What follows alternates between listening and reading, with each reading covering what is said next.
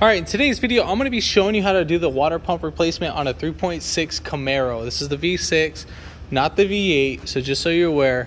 Very simple process, nothing too crazy. It's like a typical DIY. If you haven't already, give it a thumbs up, comment down below if you have any questions, and hit that subscribe button for more upcoming videos in the future. And we'll go ahead and start this video right after the intro.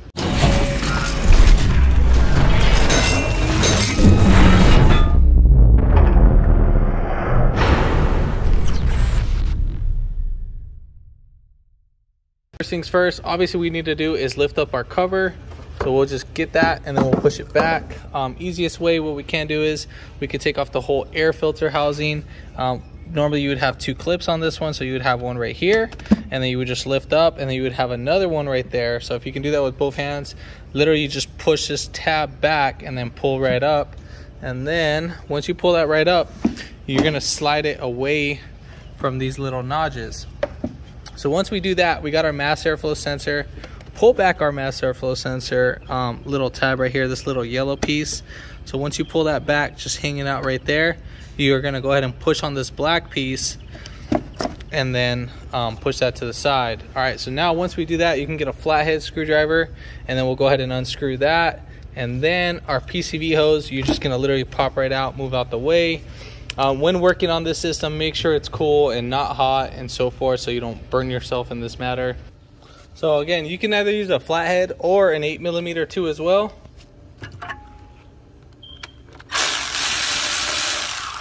Now once you take that out, just go ahead and wiggle it right up on out, and you'll have way more access than what you should.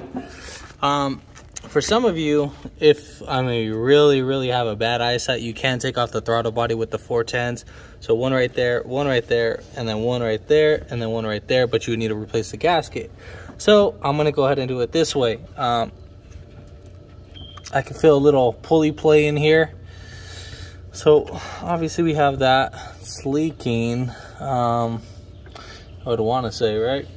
So we have 4 10mm bolts. One thing I like to do is I like to loosen them up right now at this point. If you don't have the belt on, try to put back on the belt, see if you can loosen up these. If you have a little impact gun, that would be great. If not, what you can do is you can probably maybe stick a flathead little screwdriver inside here. Try to hold that while loosening up the bolts.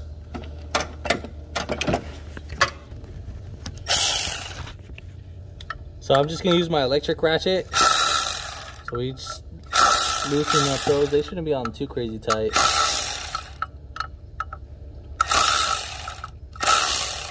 All right, cool, we got that. So let's say if you didn't have an electric ratchet, what you can do is grab an extension, try to get like the extension like right over here with your ratchet, have it hanging out just like this right there. And then you're gonna be holding it with one hand, and with the other hand, you're just gonna kind of smack your hand to loosen it. And then, you're just gonna recreate like an impact style scenario, and so you can break it free. If that doesn't work, again, you can stick the like a screwdriver in there and just to hold it in place. So now at this point, we're gonna go ahead and release the tension in our belt. When doing so, make sure you draw a picture of your belt. Obviously we got the crank pulley right here. We have our water pump, we have our belt tensioner, we have our power steering pulley, and then we have our AC compressor. And then right over here behind this little unit, we have our alternator. So, nothing a little crazy. So right here, we're gonna use a little 1/2" extension. Now you're literally just gonna use the 1/2" part, and then we'll go ahead and release the tension, and so forth. So when doing this, we're gonna turn this counterclockwise, I believe. So yeah, so we're gonna go counterclockwise. As we turn this counterclockwise, we can go ahead and remove our belt. Just be careful when doing this that we don't snap it back into place. All right, so there we go. It's gonna take like a little semi-effort to do that. And then once we do that, we're gonna go ahead and remove the belt from the water pump. And then we're just gonna take off our 10mm that are being held on.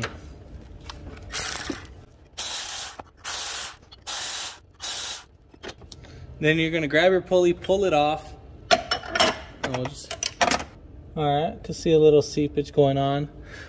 So now at this point, what you can do is you can either lift up the car and put like a catch pan under it. I'll go ahead and show you that right now. All right, so right here, I got my area jacked up. So a little subframe, little corner piece, so you can actually see where the lower control arm is being bolted onto this metal pipe, and then right under it, that's where I jacked it up from. Then right there, I just put my little catch can container, just so we can catch all the fluid. You can normally see it right about there. So then we are gonna go ahead and take off our 10mm bolts. So we have a few. So we have one right here, two, where's that? There's the third one. It's on there, yeah, I think that's on there. Yeah, so that is the third one, fourth one, fifth one, and then the sixth one. So we're gonna take off those 10mm bolts.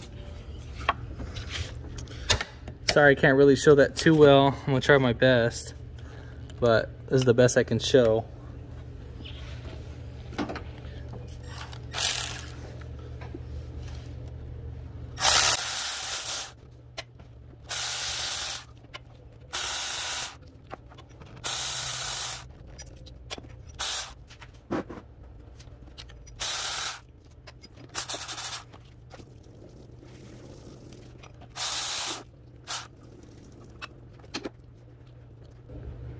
So right here, we could tell that our water pump's been leaking from right there. As you can see, our little peephole. So obviously we know this guy's bad. Looks like this guy's been replaced before. So this ain't the first time it's been touched. All right, so what I'm gonna go ahead and do is I'm gonna get a blade and I'm just gonna clean off all the old residue of like the old gasket right there. So I'm just gonna clean that all up, and then you're not gonna dig into the metal, you're just scraping off the old gasket, whatever didn't come off with the water pump and all that. So once we're done getting off all that, make sure it's all nice and clean, then get a wire brush, clean it over, and then we'll get back to the video. All right, so once you're done scraping and cleaning off the area, what you're gonna do is spray brake cleaner on a rag, and then we're just gonna wipe down our surface area where the mating contact is gonna be for the water pump. And we'll just clean that up pretty well. And then once we're done doing that, then we're all golden. All right, so here's our new water pump, and then here's our gasket. So let's make sure you get the gasket in order. Let's see, maybe like this. All right, so here's our gasket. Now obviously we're gonna have some issues like trying to align it and everything. So what you can do is get your bolt, get one bolt right here, put one bolt through there, and on the opposite side, same thing. We're gonna get our other bolt just like that, and then we should be good for install. So we're gonna go ahead and install it. Now I'm just not gonna really tighten up the bolts in too crazy. I'm just gonna do a hand bite tighten. So this is just to help align the gasket. All right, so see how I let go? We are good on that. Get that zoomed in. And then we're gonna go ahead and put in our other bolts. And make sure you thread in everything by hand. If needed to, what you can do is you can use your extension just like that, put your finger like that, and then just slide it right on through if needed. That'll just help out with tightening the bolt. Now if you have like a really hard time putting on those bolts, what you can do is put a dab of silicone on the actual stud right here where the socket's gonna be, and that'll hold it in place. I like using that technique when it comes up to hard to reach places.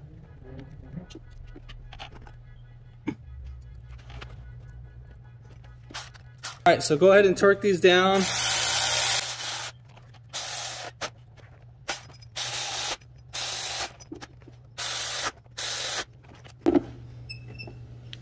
All right, so now we're ready to put on our water pump pulley. torque specs for those, I mean you can find them online. I'm pretty sure usually 10mm bolts are usually around like about 6 to 8 foot-pounds. Don't go by my specs, just you need to go ahead and find that out yourself. I mean, I'm just bolting them down how I'm used to bolting down bolts. So once you get all the bolt holes aligned up, we're gonna start threading these in by hand.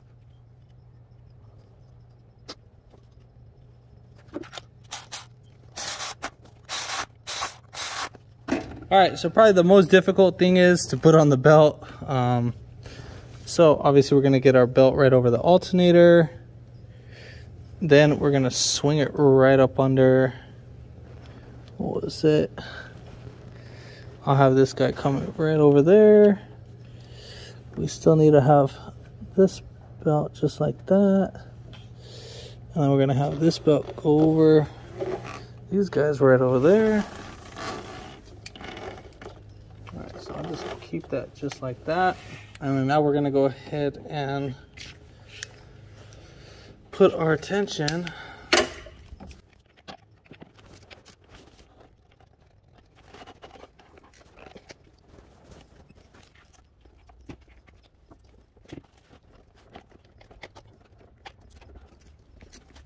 So once you got the belt back in its place, sorry, I don't know if my arm was actually in the way. This is pretty much how the belt's gonna look like. Let me get that. So right here, this is how the belt's gonna look like. So starting from a crank pulley, we're gonna go right over here, and then we're gonna wing it right around the belt tensioner, take it over the alternator, and then over here, the alternator, the belt's gonna whip right back, go over the water pump,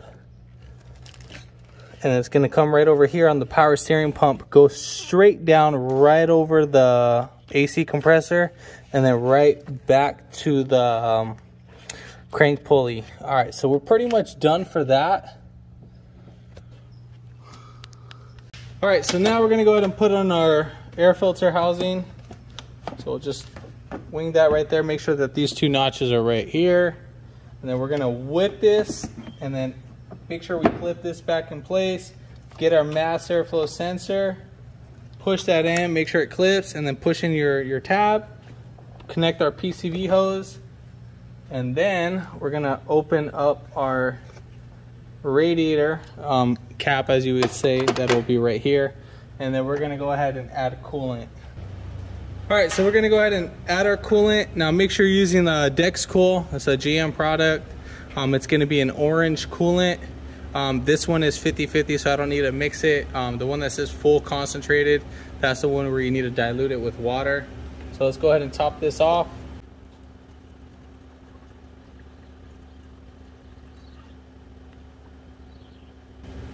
And then once you fill it up, just kind of squeeze your hoses. Squeeze them right around, get things going, get the circulation going.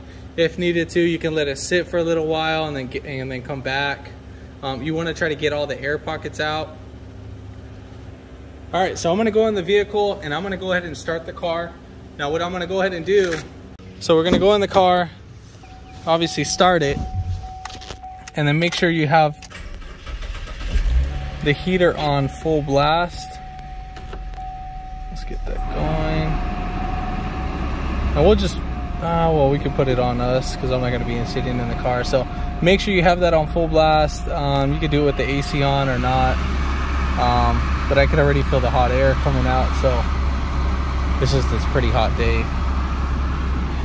So we'll just get these things going like that, and then keep an eye on the temperature.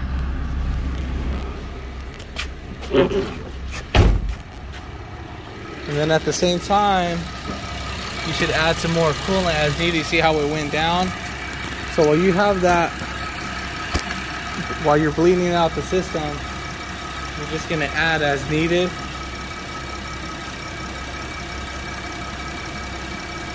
So I mean, I don't really have to add too much, but that's pretty much it. And then you're gonna go ahead and put on the radiator cap like right now. And then once you're done doing that, just go ahead and pay attention to the temperature. Make sure it doesn't spike, and if it does spike, just turn it off, let it cool down, and just top off as needed. But other than that, if this video helped you out, give it a thumbs up, comment down below if you have any questions, and hit that subscribe button for more upcoming videos in the future. And thanks for watching.